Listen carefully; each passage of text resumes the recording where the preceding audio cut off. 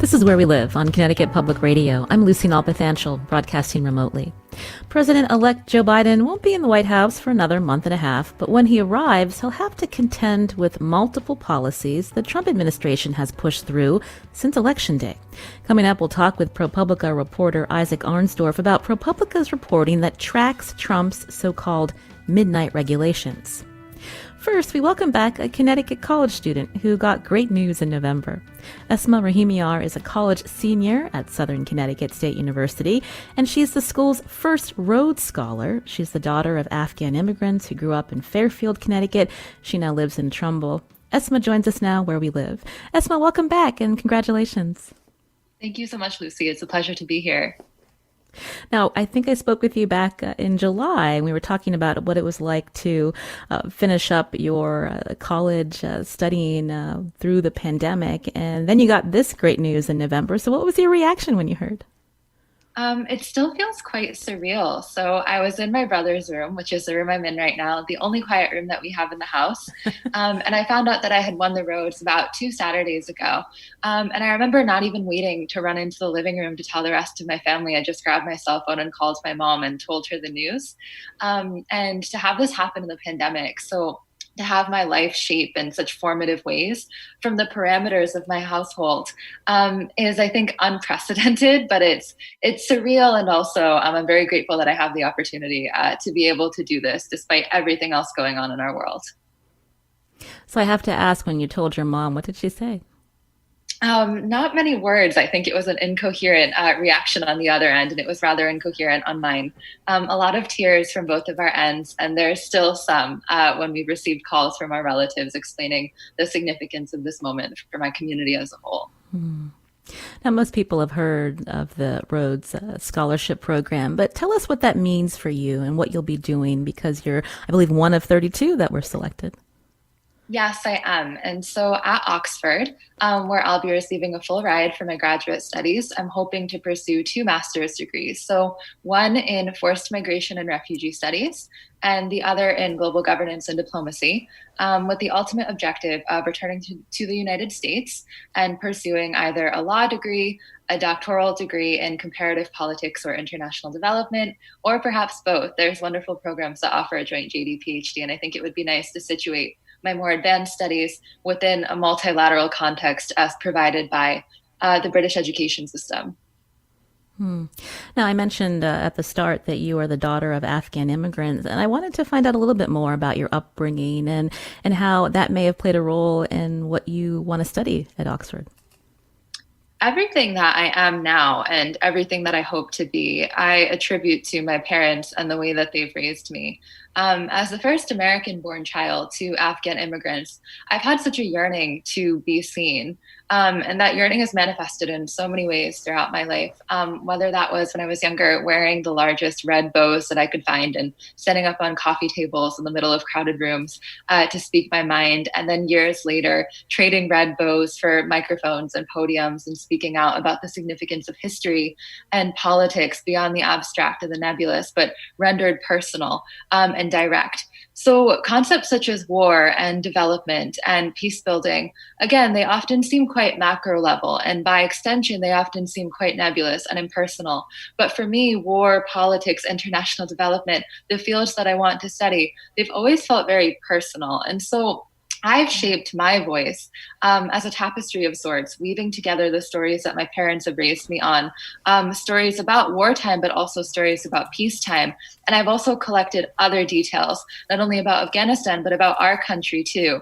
And my situatedness in this liminal space between 2 worlds has allowed for me to weave all of this together in a voice that's distinctly my own, but in a voice that I hope to use to bring together the world of my parents and my heritage, and also the world that I live in now as an American. And I've realized that those worlds aren't nearly as disparate as we often think that they are.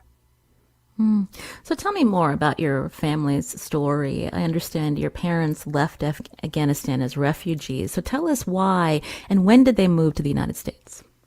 My parents left Afghanistan as refugees as a result of the Soviet occupation. So that occurred at the very end of the 70s up until the late 80s. And that was one of the largest refugee influxes that we've ever seen. And so growing up, many of my childhood stories pertain to watching rows of empty desks increasing in length, and then an empty desk being all that commemorates a person who is vividly and complexly alive. Another life is reduced to a desk, or a pair of sneakers never worn. Or a ledger line. I study war crimes now as part of my senior thesis, and oftentimes I run my fingers along the names of people who have died, and they don't even leave so much as a residue of ink upon my fingertips, despite the fact that they were a person as complex as I am.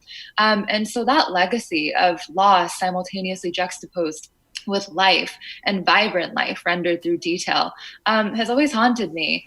And I've been very deliberate about cultivating my own voice and my own aspirations around ensuring that not only we work on transitional justice processes, so how do we ensure that when one regime transitions to another, that we don't confer impunity upon individuals who have wrenched lives away from others, but also how do we facilitate refugee and immigrant transitions into the United States, given the legacies that they shoulder.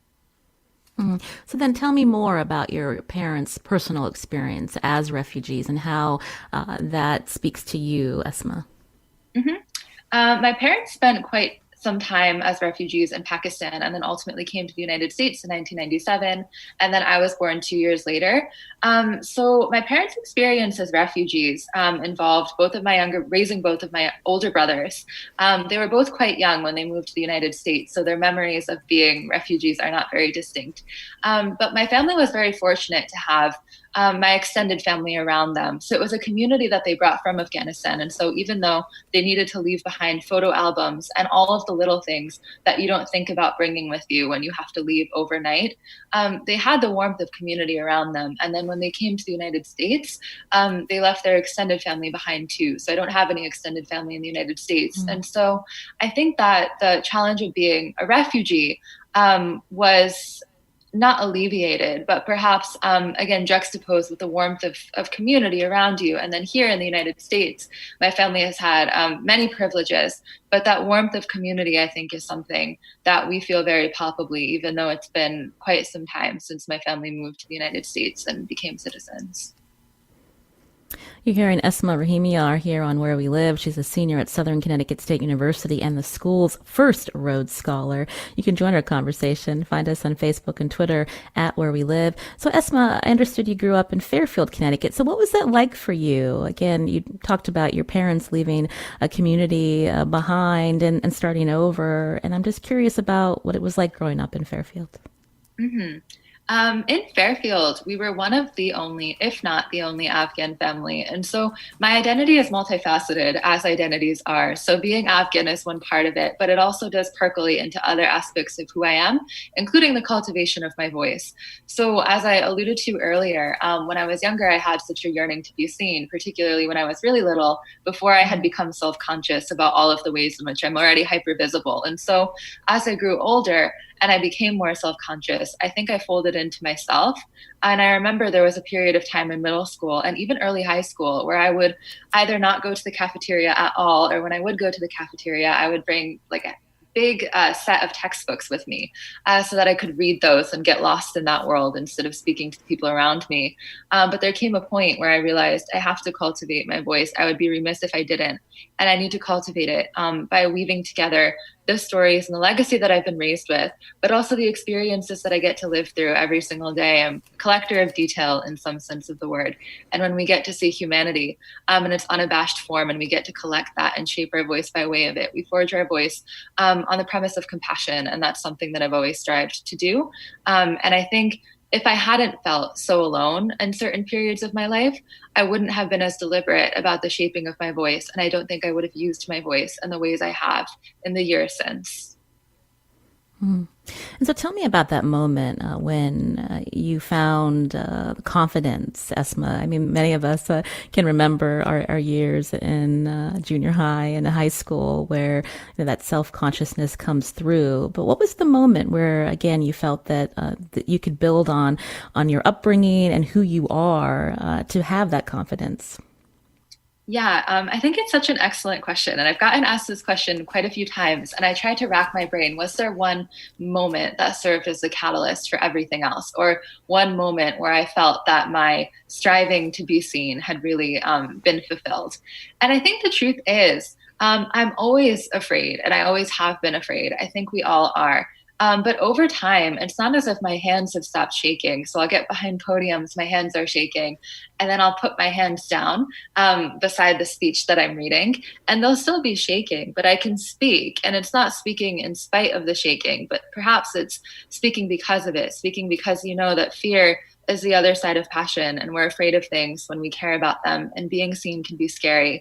But that's why it matters, because it creates necessary tension and it elicits necessary vulnerability. So I think for me, the moment wasn't even so much when my voice stopped shaking or my hands stopped shaking, but it was when I could get up behind that podium with the shaking and speak, because I know the significance of my doing so.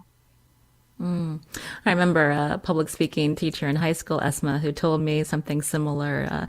Before you speak to an audience, you should be a little nervous. You should have a little fear inside you, because then your true self really does come out, and it's more natural. So tell me about your time at Southern. Again, you are the university's first ever Rhodes Scholar, and I'm just curious about your education at Southern and how the community has welcomed you. The community has shaped me in a multitude of ways, and what a privilege it is to step into my future with their hope vested in me, with the hope of the people that have shaped me. But at Southern, I've had 4-hour conversations with my advisor, not only about my academic aspirations and my career goals, but about life itself. And for instance, how to navigate perfectionism without losing your sense of self, or how to ensure that the vulnerability that you covet is something that you're comfortable expressing in every sense of the word. I've walked into professors' offices and they've made me a cup of green tea, and we've sat down and we've talked about Nietzschean nihilism or pantheism or these philosophical concepts that I debate with my classmates within the context of the classroom, and then take outside of that, and it spills over in hallway conversations and walking all the way to the other end of campus without even realizing it, because I was so invested in what I was talking about with someone. So my point in saying this being that there are brilliant minds everywhere, irrespective of how well-known an institution is. I'm not an anomaly for Southern. I know many brilliant minds who have accomplished just as much, if not more, than I have been able to. And the depth of their aspirations are not impacted by the realities of their circumstances. But I hope that we always remember that these minds exist and that we support them, so that even though the depth of their aspirations aren't impacted, perhaps the likelihood of their realization is. And I want to ensure that we do all that we can to support these students and the faculty that have shaped me in so many ways. That's a really important point, Esma, that you said there are brilliant minds everywhere. When we think about the status we give to people who go to Ivy League schools or have a certain background, and you're talking about the hard work and dedication and just the intellect around you at a state school. Yes. And I tutor students as well. So I'm a tutor of writing, philosophy, and first year experience. And so what this involves is working with students who work harder than anyone I've ever seen. So these are students who stay up until 4 a.m. to translate their assignments because they're immigrants to the United States. Students who work 3 jobs to support their families, but still schedule regular appointments with me to make sure that the placement of semicolons and commas in their essays is correct. And to give you one anecdote, a little while ago, one of my students who never turns her camera on, so we've met virtually, I've been tutoring her virtually for several months now. She turned her camera on for the first time, and she showed me a finger painting that her daughter had made. And it was just a very vibrant green mess. You couldn't render anything from it. But she told me, I had been so worried about raising a daughter in this country, but how could I be now? Look at how freely she paints. And she's a student, and she's raising her 2 children in a country that no one in her family has navigated before. And it's such a privilege to help her find her voice. When many Americans think of people from Afghanistan, they think of the most recent war after 9/11. But what does your achievement mean for the Afghan American community, Esma, and what it means to achieve as an Afghan woman? I think it means many different things to many different people, but if I had to encapsulate it in one sentiment, perhaps it would be that we can go out into the world and aspire as large as we'd like to without needing to compromise who we are, without needing to compromise our culture, our religion, and the values that this heritage has instilled within us. And I think being able to achieve at the highest level, it's not validation, because I've always felt validated in my heritage, but it's recognition of values that often get overlooked or often get lost in the blare of headlines. It's recognition that we can be as we are within the world. And my little cousins who have called me and who look up to me with their large, unblinking eyes, for them to know that we can go out into the world as Afghan Muslim women and achieve what we want to achieve as we are, is incredibly moving. And I hope that my winning the Rhodes can remind them that the sky is the limit for us and for people like us. When we started talking, Esma, I asked you what your mother's reaction was to you being named a Rhodes Scholar. And I'm wondering, when you think about the journey your parents took, about the opportunities even your mother left behind, how has she talked to you about that and what it means to her to have a daughter that's heading to Oxford? To start, she said, I have 3 brothers, but she said she wishes she had 3 more daughters, which is, I mean, it's such an incredible sentiment for her to express, given the legacy of sacrifice that she's been through, and that I think Afghan women, strong as they are and vocal as they are, have also experienced. But oftentimes, well before I won the Rhodes, when we're sitting outside together and it's under the bluest of skies, cloudless skies, she tells me to live out all of the things that she couldn't, and to make the most of the sacrifices that she made. And so I feel that very strongly. And so to see the legacy of sacrifice and work and striving, but also to see the realization of it manifest on her face when she found out that I had won, was a moment that I don't think words could do justice. It's a moment that I've been working towards my whole life, and it's a moment that I'll continue working towards well into the future. And tell me more about, after you've completed your studies at Oxford, how you'll use your human rights work to hopefully contribute to Afghanistan. Is that something on your radar? It is. So I'm thinking right now about whether I'd like to be more of an academic, so whether I'd like to get my doctorate in international development, some subfield of it, or whether I'd like to get my law degree, or both. So ultimately, I think we need people working on best practice transitional justice strategies. So again, how do we ensure that individuals who are at the helm of regimes are not subsequently corroding the legitimacy of government? So my education at Oxford would be very helpful in informing that. I also feel quite strongly about working with our refugee and immigrant communities at home, because resettlement transcends borders. So resettlement and peacebuilding processes extend beyond Afghanistan, especially given how large the Afghan diaspora is.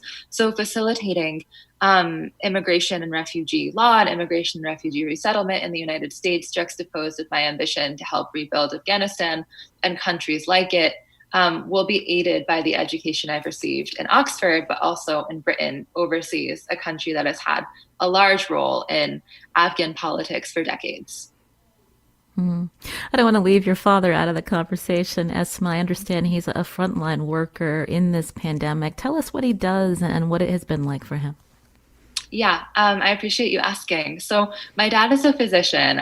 He's a doctor at Norwalk Hospital, and he's been a doctor since my family came to the United States. So my dad has been seeing COVID patients since March. The number of COVID patients dipped a bit over the summer, and now he's seeing quite a few again. So he often comes home with stories about his patients who are in their 90s and who have beaten the odds. He also comes home with stories of patients who are much younger, and unfortunately were not able to beat the odds.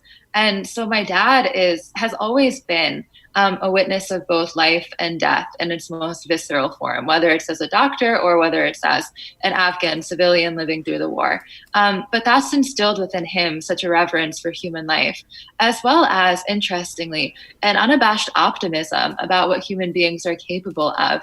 My dad has been one of my foremost advocates for my education and for me speaking out in the ways that I have. But he's also an advocate of the kindness that I try to exercise in the world. As an anecdote that I'll leave on, once he went to a store quite a bit away, and we bought a box of pomegranates. And we drove about 30 minutes away, and my dad thought that he hadn't paid for, I think it was 3 of those pomegranates in that box. So he drove the full 30, 45 minutes back to tell them that. And I was little when that happened, and I remember thinking, integrity doesn't need to be this large thing, although sometimes it is, but it can be very small. And my dad has taught me the virtue of small acts of optimism and courage and hope that culminate in very large change. Well, I'm sure your parents are very proud of you. Asma Rahimyar, again, a senior at Southern Connecticut State University. She's SCSU's first ever Rhodes Scholar. I should mention, too, that you're also a Truman Scholar. And we thank you so much, Asma, for talking with us today. And good luck. Thank you so much, Lucy. Take care.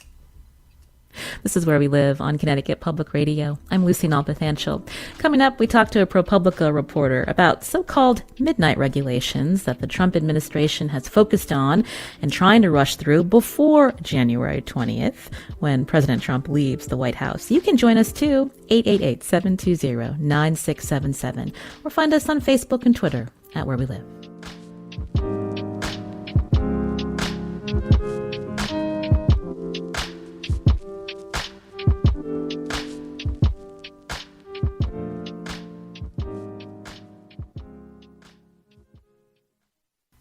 This is Where We Live on Connecticut Public Radio. I'm Lucy Nalpathanchel. Now, it's not unusual for outgoing administrations to rush through certain policies before leaving office. That's exactly what's happening in the Trump administration, while President Donald Trump refuses to concede the election. ProPublica has a reporting project that's tracking these so-called midnight regulations, and reporter Isaac Arnsdorf joins us now on Zoom. He covers national politics. Isaac, welcome to the show. Thanks for having me. So tell us, I know you and your colleagues have a great reporting tool on ProPublica looking at these so-called midnight regulations. Tell us more about this term and what you've been seeing.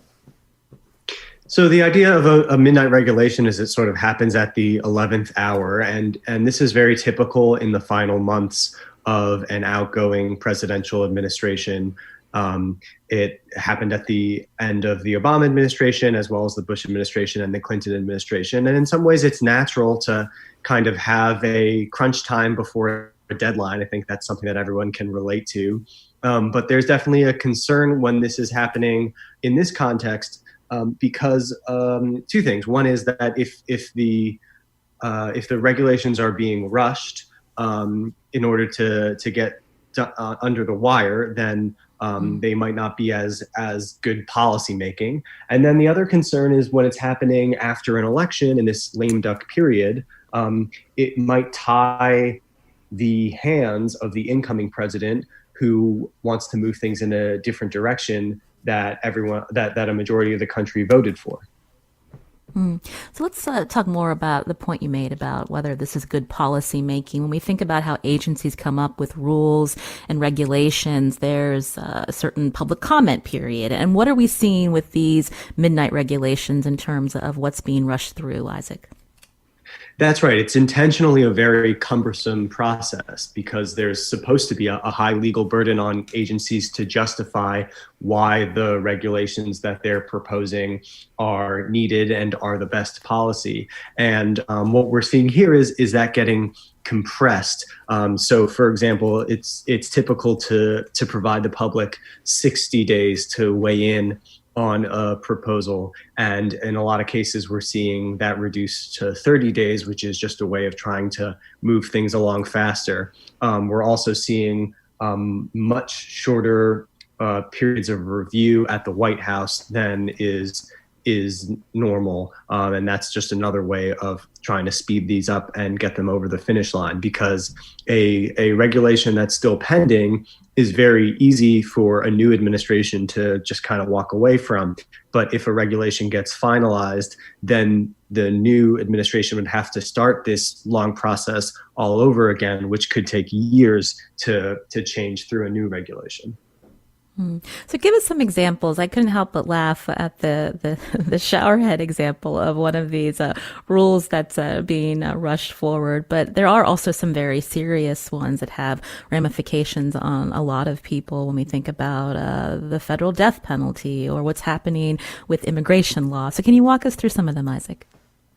Sure. Well, the showerhead one, you're probably thinking of this kind of recurring bit that the president has where he talks about water pressure in various bathroom fixtures. And this is kind of the legal policy version of that. It would create a loophole for showerheads with multiple fixtures to not have to meet the same water efficiency standards. And there's a big concern that that's going to lead to increased consumption and waste. And a lot of these last minute regulations are in the environmental arena are about solidifying a lot of the changes that the Trump administration has made over the full 4 years of reducing limits on pollution and also making it harder to justify limits on pollution in the future. And those are key examples where the amount of research and data collection that goes into those rules means that it will be impossible for the Biden administration to change them right away, because it'll take years to develop the evidence that they need to do those and potentially change them back. Immigration is another one that you mentioned, where a lot of what they're doing is trying to formalize policies that they've been observing in terms of various ways to restrict immigration, make it harder to claim asylum, make it harder to get a visa. And by formalizing them as a rule, as a regulation, again, and it makes it harder for the Biden administration to undo it, because the Biden administration would have to go through this whole long process of making a new regulation rather than just rescinding a policy, which it could do much more easily. You're hearing Isaac Arnsdorf here on Zoom on Where We Live, a reporter for ProPublica who covers national politics, as we hear about some of these midnight regulations that the Trump administration is trying to push forth before January 20th. If you have a question about these moves by the Trump administration, you can join us, 888-720-9677. You can also find us on Facebook and Twitter at Where We Live. So when I was mentioning the death penalty, what's one of the changes that might surprise people to hear? Yeah, so people might have heard about the Trump administration has resumed federal executions for the first time in 17 years. So there have already been several earlier this year, and they're planning several more before inauguration. This is significant, obviously, because President-elect Biden opposed the death penalty, said there won't be any federal executions under his administration, this is obviously something that really can't be undone. And related to that, the Trump administration has just finished changing a policy to give themselves more flexibility in how to conduct these executions. So it's become harder for many states, and in this case for the federal government as well, to find drugs for lethal injections that have been acceptable to courts as a method of administering capital punishment. And so the policy change that the Trump administration just finalized is to allow themselves to use other methods of execution that are legal in various states, such as firing squads or electrocution, which are still on the books in some places. Firing squads. So this is something I think Utah allows, but this is right, the idea that they'd want to look at this and make it more widespread for federal crimes, Isaac? My understanding is they're just trying to give themselves more flexibility because the lethal injection drugs have either become very hard to get, or courts have said they count as cruel and unusual, or they don't have the approvals that they need from the FDA. So what they're trying to do is give themselves other options if they can't use lethal injection. Can we talk more about some of the environmental regulations or safety regulations that the Trump administration is looking to loosen? I know you've done a lot of reporting on what's happening with the chicken industry, Isaac. Yeah, so this is something that I was looking at a few years ago when the Trump administration started issuing waivers to the speed limit in chicken processing plants. So basically, on a case-by-case basis, letting chicken factories speed up, which obviously allows the companies to produce more chicken and make more money, but has very serious safety concerns for both the health of the chicken and also the risk of injury to the workers in the factories. And this was interesting because back in 2012, the Obama administration considered raising this speed limit, but decided not to because of these very safety concerns. Then the Trump administration came in and said that they were going to start issuing these waivers. And now here they are, as expected, saying, based on the track record with the waivers, they want to increase it across the board for everyone. Now, this is just a proposal that the White House is reviewing. So it would be really unusually lightning fast for them to finalize it before January 20th and for it to take effect before the Biden administration comes in. But a lot of safety advocates are worried about that because of what we're seeing with a lot of these rules getting waved through quickly. Mm-hmm. There's also the issue of when industry does something that inadvertently may kill birds. And what does that mean in terms of penalties that might be loosened if this happens, Isaac? Right. This is another example of an informal policy that they're trying to formalize with a rule so that the Biden administration can't just change it back. And that is to interpret incidental or accidental killings of birds by various industries as not a violation of a law protecting birds. So basically, you're not allowed to hunt birds. You're not allowed to intentionally kill those birds. But if they happen to die, or if they're put in risk such that it's very, very foreseeable that they will die because of industrial activity, this creates a carve out, so there's no liability for that.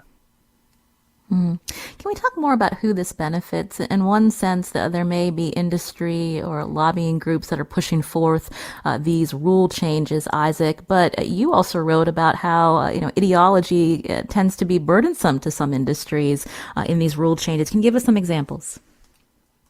Yeah, so the immigration, like we talked about before, is a really good example of that, where the Trump administration is trying to restrict high-skilled worker visas because it's trying to restrict immigration across the board. But the tech industry in particular, and a lot of other knowledge industries, really value those visas and say that making it them to recruit top global talent is going to hinder growth and innovation.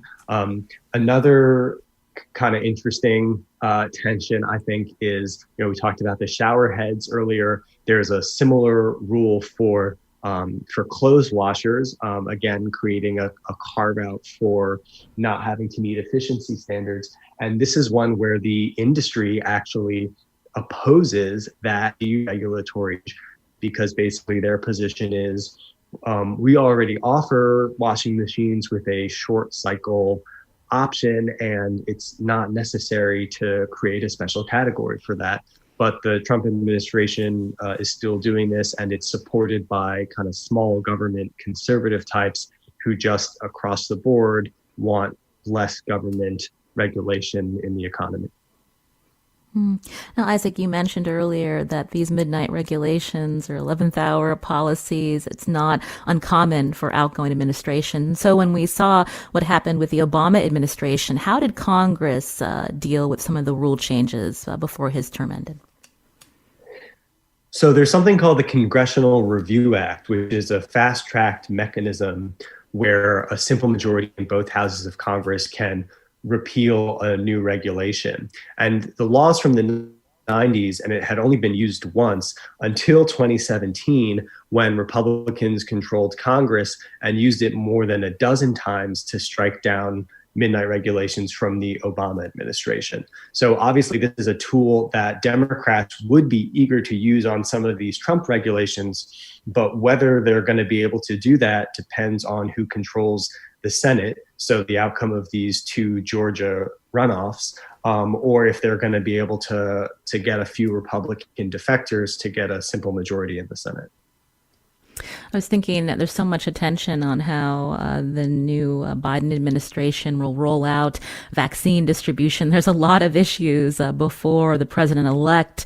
How likely is it that the administration is going to be able to have these different agencies look at some of these rule changes that are finalized before January 20th, Isaac? What will you be watching for in the interim of some of these rule changes that may be harder to push back? Well, there's no question that it adds to the to-do list, and this is part of what the Trump administration is trying to do here. Is add more to the Biden administration's workload so that they can't proactively. They have to invest more time and resources in dealing with this, as opposed to proactively pursuing their agenda of moving things in a different direction. Again, Isaac Arnsdorf reports for ProPublica. They've got a great reporting tool where they're tracking the administration's midnight regulations. We'll be sure to tweet that link out at Where We Live. Isaac, thank you so much for joining us. We appreciate it. Thank you. That's Isaac Arnsdorf. Now, after the break, we know New England infrastructure is aging. We find out more about what's leaking from old pipes and how these leaks contribute to global warming. I'm Lucy Nalpathanchel, and this is Where We Live.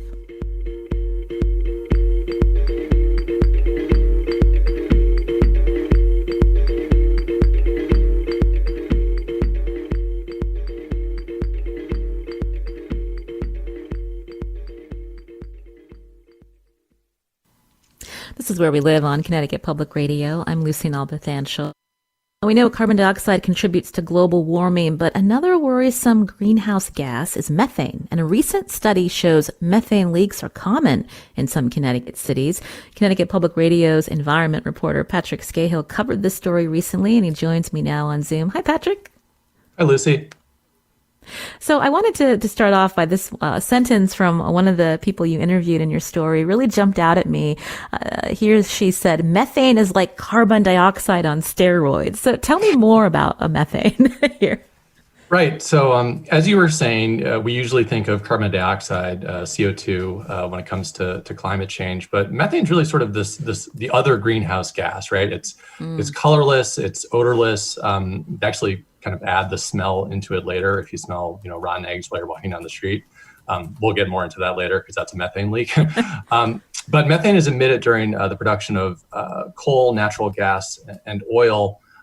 We also see methane emissions coming from livestock and other farming activities, and from food waste that's decaying in landfills. But for the purposes of what we're talking about today, Lucy, methane is the main part of natural gas. Natural gas, of course, is used to generate electricity and heat all around the world. But if methane leaks into the air from a pipe before it's used, it can absorb the sun's heat, which warms the atmosphere. And methane is actually, to the steroids point, dozens of times more powerful in heating the atmosphere up than CO2 is. I liked how you mentioned that it also comes from livestock. We've done a show about how methane is emitted when cows pass gas, but today we're focusing on pipes leaking. We're focusing on pipes leaking methane. And so tell us more about the study. How did researchers figure out that there were so many methane leaks in some of the Connecticut cities? Yeah, so I first got interested in this story several years ago because of the work of a researcher named Nathan Phillips and some of the work he was doing up in Boston. And what Nathan Phillips and his team have been doing in different parts of New England, including recently 3 cities here in Connecticut, Hartford, New London, and Danbury, is they're rigging up, it's kind of like a high-tech gas sniffer. So it's this sort of expensive tool. You can put it on a car, you can drive around, and the car's also outfitted with a GPS. And whenever that gas sniffer kind of sucks in some methane, the GPS will ping the coordinates, right? So what happens is the researchers are able to go down city streets and really sort of develop a map of where all these leaks are. And that's what they did here in Connecticut. And what they found was super interesting.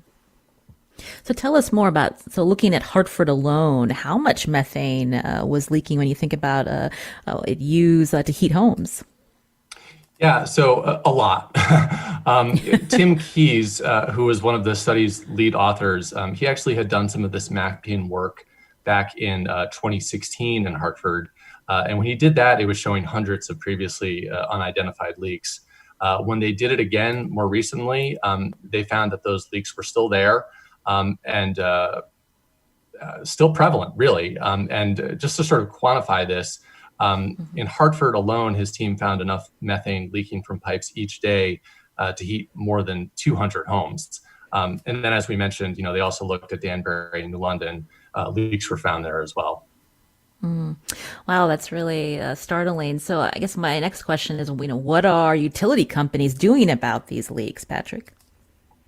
Yeah, so that's a really complex question. So there are regulations that are in place for utility companies to patrol and fix leaks.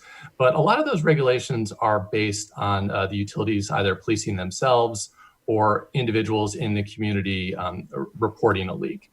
So utilities will go in and they will fix really, really big leaks. I think in Connecticut, they're called level 3 leaks. Not that that really kind of means anything in the abstract, but they're really, really big ones. But some of the lower level leaks, which were many of the leaks that were identified by this recent study, those aren't really policed so much, and they're definitely not proactively policed. So there's a lot of those. They're harmful, and I think a lot of advocates are saying more can be done there to sort of curb these types of methane emissions.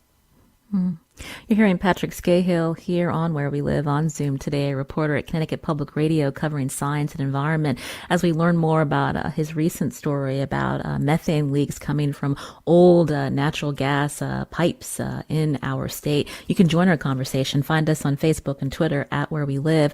And so there's another part of your story that was really striking, Patrick, and is that the companies are actually passing the cost of this leaked gas onto consumers. Tell us more. Yeah, so that's right. The way this works is gas that's leaked on the way to the consumer can be charged off collectively to consumers by the company. So that's raised in the advocacy community, the environmental advocacy community, a lot of questions, right? Which is, why would a utility company be incentivized to fix a problem if they can collectively charge to the customers the cost of losing this gas? So that could be one possible way to maybe get some more attention to this issue. But, I think some of the broader questions here, Lucy, are, is it worth investing the time and energy to fix all of these leaks now? Is it worth spending all the money to dig up these pipes and do all this work when the state is really trying to reorient itself towards alternative forms of energy like solar and wind? Maybe some of the investments are more better suited there than trying to retrofit an infrastructure that might be going away in 10 or 20 years. That's a really important point. And you've spoken to a lot of different researchers and advocates in your story, including, I believe, someone who talked about that initial point that you made about this idea of moving away from fossil fuels. Yeah, and one researcher who I spoke to, Lucy, was Jessica Transick. She was an associate professor. She is an associate professor at MIT. She really liked the study. She said it was advancing the science of sort of how we pinpoint these leaks, which are just really tough to track. And as I was saying, they're really pricey to fix. But she was saying, there's a lot we don't know here, but we should sort of embrace that. So maybe we can hear that clip. We shouldn't be kind of hamstrung by that uncertainty. Instead, we can take that uncertainty into account and say, okay, that's a risk. This means we may need to accelerate our transition plan away from natural gas. Going back to something you'd said earlier about the smell, is it something that people can notice around where they live if there is a methane leak, Patrick? Yeah, so the smell is actually injected into the process later when methane's produced, and you've probably smelled it, I'm sure, when you're out walking around or going down the street. Kind of smells like rotten eggs, kind of gross. And so yes, I mean, people will smell that and they will report leaks. But I think one of the main points the researchers hope comes from this study is that the researchers are essentially trying to give states and utility companies a toolkit to proactively police for these leaks. They're saying, here's the tools you need. The little gas sniffer is kind of expensive, but for a major utility company, it's not really that expensive.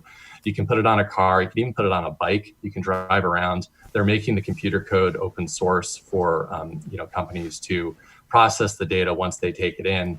And I think, Jessica Transick and other researchers who are looking at this Connecticut study, we're hopeful that this type of work does really kind of raise the awareness of the prevalence of these leaks and how making them more widely known would be important to communities that are directly affected by this. Because again, methane's harmful to the climate, it's harmful to human health as well. Mm-hmm. Before we end, Patrick, you had mentioned the states has a goal to move away from fossil fuels, but I was just thinking about, I believe under the Malloy administration, there was a lot of talk about really depending on natural gas and thinking about the infrastructure and piping that's already going to people's homes. And how does that make this issue more complicated? Oh, it makes it so much more complicated. No, energy policy is always a moving target, right? And sort of marrying politics to that can be really tough. But you're right.